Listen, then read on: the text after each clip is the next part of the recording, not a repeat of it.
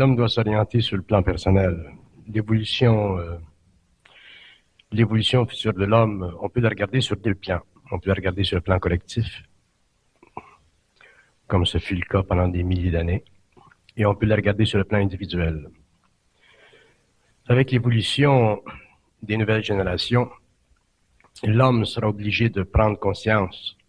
C'est évident parce que l'homme devient intelligent. L'homme entre dans une phase d'évolution où l'expérience individuelle, personnelle, antérieure, n'était pas basée sur une intelligence profonde de soi.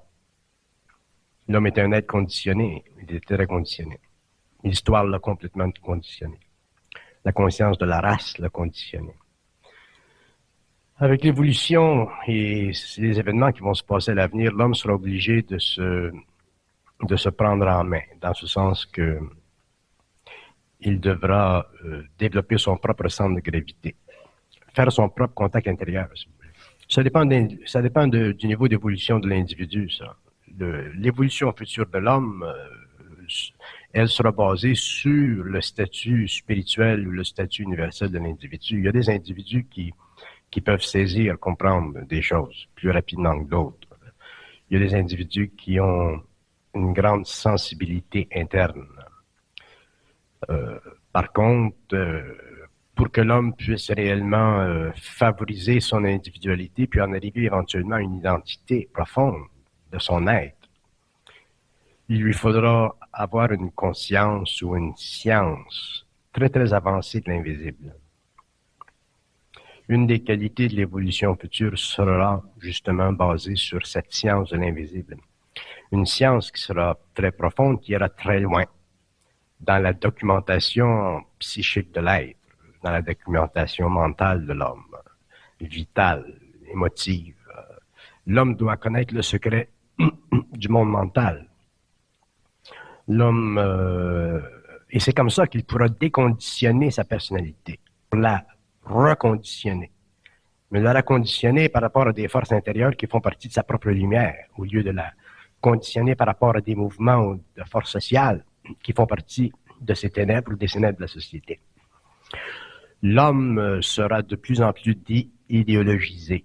L'idéologie n'aura plus de puissance ou de pouvoir sur lui. L'homme qui sera conscientisé sera très intelligent. Donc, sa conscience étant une conscience intelligente, lui permettra de comprendre les conditions qui sont extérieures à lui, comme elle lui permettra de comprendre les conditions qui sont intérieures à lui. Donc l'homme, cet homme-là, l'homme conscient, ne sera pas marginal.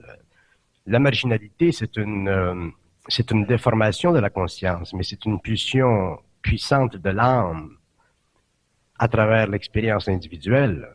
La marginalité, ce n'est pas une sécurité pour l'homme. Au cours des millénaires, où les cas où les hommes qui ont vécu de la marginalité ont souffert, ils ont souffert des forces extérieures à eux, parce que le pouvoir politique était intransigeant. Mais depuis quelques générations et avec l'avenir, le pouvoir politique devient de plus en plus démocratisé, dans ce sens que la conscience sociale même évolue. Les droits de l'homme, la charte des droits de l'homme, et ainsi de suite. Et tout ceci permet à l'individu de s'exprimer. Mais pour les hommes qui auront une grande conscience, ils pourront facilement se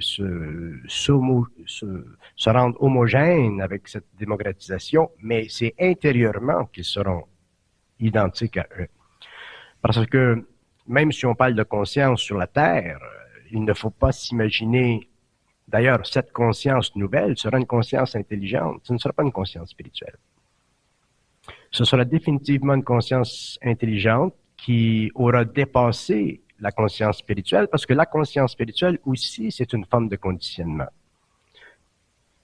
Que la conscience spirituelle soit conditionnée par l'Église ou par les philosophies orientales, ou qu'elle soit conditionnée par l'ésotérisme ou l'occultisme, la conscience spirituelle, c'est une conscience conditionnée. Et l'homme doit aller au-delà même de ce conditionnement pour entrer dans sa propre lumière. À ce moment-là, il est suffisamment, ou il sera suffisamment intelligent pour voir que des consciences ou des états de conscience conditionnés sont nécessaires. Les religions sont nécessaires. Les consciences spirituelles, intuitives, occultes, ésotériques aussi sont nécessaires. Mais c'est pas la fin. La conscience spirituelle de l'homme sur la Terre, ce n'est pas la fin. L'homme devrait en arriver éventuellement à avoir une conscience réellement très intelligente pour comprendre justement ce qui se passe sur la Terre, sur le plan matériel, et aussi ce qui se passe dans l'invisible. Mais tant que l'homme aura une conscience spirituelle, il ne pourra pas comprendre ce qui se passe dans l'invisible.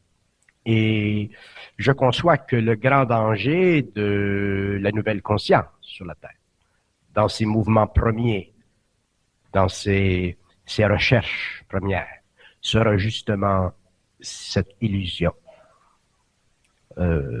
Parce qu'une fois que l'homme se conscientise, ses centres psychiques s'ouvrent. Et comme j'ai déjà dit, l'homme, c'est comme une radio. Qui intervient dans son cerveau? Qui de l'invisible? De quel plan de l'invisible viennent les interventions? C'est très important pour l'homme de les connaître, de les comprendre, de les savoir, de pouvoir voir à travers les illusions ou les voiles de ces contacts-là. Ce n'est pas parce qu'un homme aura un contact avec l'invisible qu'il sera en sécurité permanente. Le contact avec l'invisible fera partie de sa sensibilité anémique. Ça fera partie de sa grande intuition, mais ça ne fera pas nécessairement partie de son intelligence. Donc, autant l'homme, aujourd'hui, sur le plan matériel, s'efforce de contrôler la matière, ce qu'on appelle la science, autant l'homme s'efforcera de contrôler l'invisible en lui, ce que nous appellerons une nouvelle science. Mais ce sera la science de l'invisible. Si l'homme ne contrôle pas l'invisible en lui, il est manipulé par l'invisible, il est conditionné par lui de la même façon que s'il ne contrôle pas la matière, il est manipulé par elle. Et le plus grand challenge de l'homme des nouvelles générations sera justement de pouvoir contrôler l'invisible, de connaître les lois de l'invisible comme on connaît les lois de la physique moderne. Parce que l'invisible, dans le fond, ce sont des mondes parallèles. L'homme a accès à ces mondes-là. Il y a des entités dans ces mondes-là. Il y a des êtres, il y a des personnages, il y a des forces. Donc, c'est très important pour l'homme de les comprendre. Mais s'il n'en arrive pas à dépasser ou à aller plus loin que sa spiritualité, qui est dans le fond simplement un tremplin, c'est un tremplin, la spiritualité. S'il n'en arrive pas à dépasser la spiritualité pour entrer dans le mental pur de la conscience universelle, de sa conscience cosmique, appelez ça comme vous voulez, où il trouvera l'identité intégrale de sa conscience, à ce moment-là, l'homme ne sera pas en permanence sécure dans le monde. Si, pour comprendre la venue de ce que vous appelez, vous, un messie ou un être supérieur, ainsi de suite, il faut connaître les lois du pouvoir. Il faut connaître le pouvoir de l'invisible. L'invisible est basé sur le pouvoir. L'invisible a établi son pouvoir sur la Terre depuis des millénaires. On en subit encore aujourd'hui des conséquences. Pour que l'homme puisse réellement comprendre le phénomène de la venue de ce personnage, il faut d'abord qu'il comprenne son propre phénomène. Parce que c'est évident qu'un être supérieur, un être qui vient vers une planète pour élever sa vibration, pour changer le cours de la civilisation, c'est pas un être qui a besoin de passer dans les journaux ou de faire des petites annonces. Donc, toute manifestation cosmique sur une planète s'est fait ou se fera dans le plus grand des silences. Ça sera toujours fait dans l'ombre. Et il y a des hommes sur la Terre qui pourront, dans leur temps, élever leur vibration pour pouvoir être en communication avec cette force nouvelle. Donc, la venue ou la reconnaissance d'un être supérieur, que vous appelez un messie, un messager, doit être basée sur la science et la conscience du pouvoir occulte sur la planète. Et ça fait partie de l'initiation solaire de l'homme. Les gens ou les êtres qui pensent que, ce bonhomme-là va venir comme ça, là, sur un plateau d'argent, ça ne se fait pas. Des êtres de cette grandeur-là ne travaillent dans l'ombre, ils travaillent dans le secret. Et de ce secret, ils peuvent inonder par vibration tellurique une planète. Ce ne sont pas des êtres qui sont à la mesure d'une conscience humaine, ce sont des êtres qui sont à la mesure d'une conscience cosmique. Mais le problème de l'homme face à la venue de cet être-là, de ces genres de personnages, est directement relié à la confrontation en eux et à la lutte en eux du pouvoir ancestral de la conscience de l'invisible sur l'humanité. Le plus grand problème de l'homme, ce sera de voir à travers, de discerner ce pouvoir qui manipule et qui manipule et qui manipule pour créer quoi? La confusion, l'instabilité, des formes différentes de mensonges.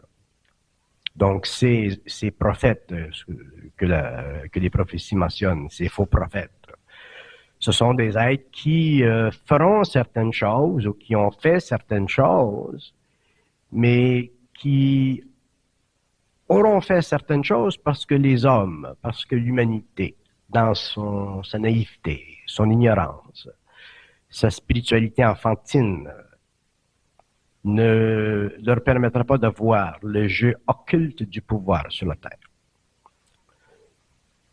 Il n'y aura l'homme réaliser ou découvrir dans un temps, dans le temps où ça se manifeste, ces personnages, ça va de soi. Il n'y a aucune difficulté.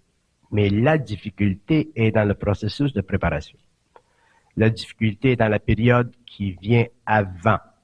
Ces êtres-là viennent se manifester dans leur temps. Ils ne se manifestent pas parce que Radio-Canada veut qu'ils se manifestent ou parce que la presse mondiale déclame qu'on a besoin de quelqu'un. Ceci fait simplement partie des grandes intuitions de l'humanité, comme les prophéties font partie des grandes intuitions de l'humanité.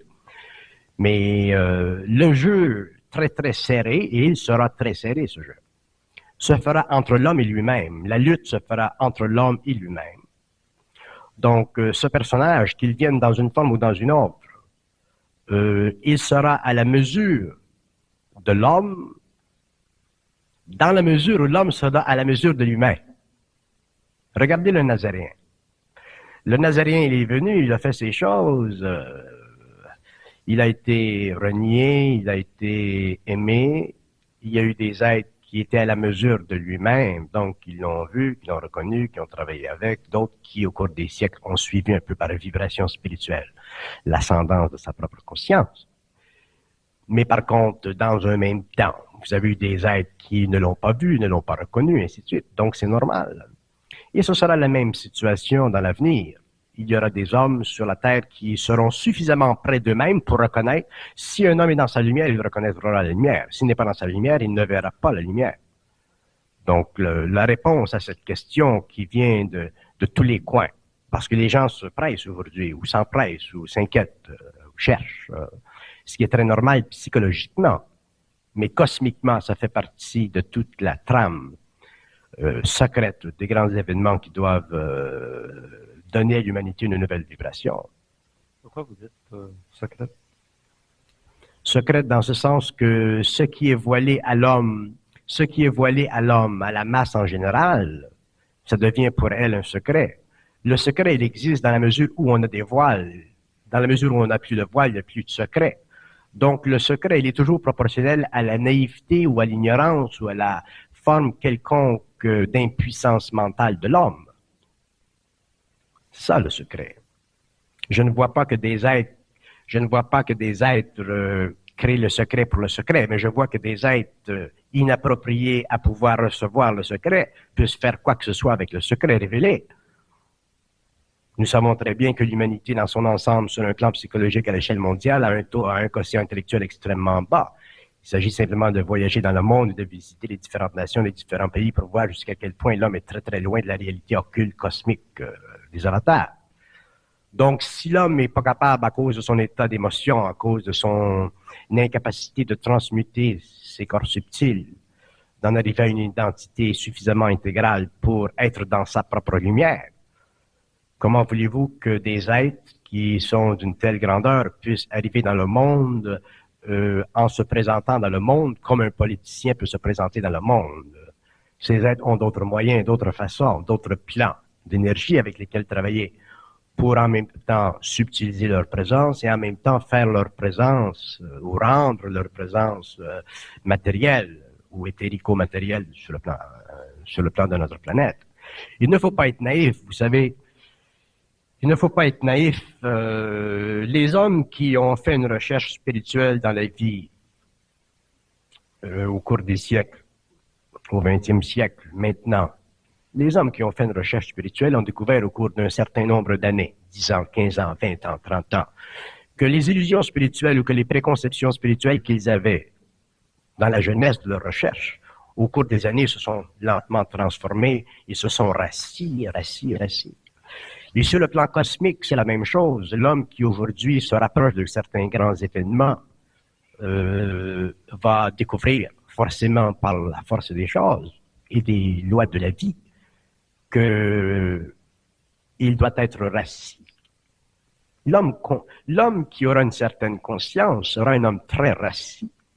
Autrement dit, il aura passé par toutes les phases subtiles de sa spiritualité, de son orgueil, de sa vanité, de ses préconceptions, de la manipulation psychique subtile de son mental par les forces involutives, par les forces de l'invisible. D'ailleurs, elles sont encore plus actives maintenant, et plus on se rapproche du temps où cet homme, ou cet être, ou cette force vient dans le monde, plus ces forces seront grandes parce qu'elles ont un calendrier, hein. Elles savent que à partir de telle période dans le cycle de l'évolution de notre planète, elles perdent leur pouvoir sur la Terre. Si jamais vous avez l'occasion de rencontrer des gens, par exemple, qui font réellement de la magie noire, vous pouvez leur demander, parce que pour eux, dans la magie noire, Satan, c'est leur Dieu. Bon, c'est leur droit, ok. Et dans leur Bible satanique, c'est très très bien écrit que cette force, leur Dieu, Satan, ainsi de suite, a le pouvoir jusqu'à temps que, dans le symbolisme chrétien, le Christ revienne, et ils le savent. They have so much time, and that's it. Donc, les forces invisibles sont des entités, ce sont des intelligences, ce sont des personnalités, ce sont des... c'est une réalité tellement profonde qui sous-tend la totalité de la conscience à tous les niveaux, dans tous les cosmos. Et l'homme doit comprendre le jeu du pouvoir. Ce qui m'inquiète le plus en ce qui concerne les hommes qui ont une certaine sensibilité ou qui s'occupent ou qui s'intéressent à ces sciences marginales comme l'ésotérisme, c'est qu'ils sont naïfs. C'est la naïveté qui m'inquiète le plus. Parce que à travers la naïveté, ils se font prendre. À court ou à long terme, ils se font prendre. Parce que l'homme ne peut plus se permettre d'être naïf. Nous avons été naïfs pendant des milliers d'années parce que nous étions des êtres conditionnés.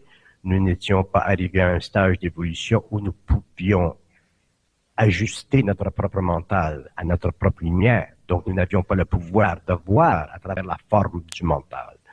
Nous n'avions pas le pouvoir de communiquer psychiquement avec le subconscient. Nous n'avions pas le pouvoir de faire sortir du subconscient le vrai visage de notre être, derrière les formes subconscientes de notre ego.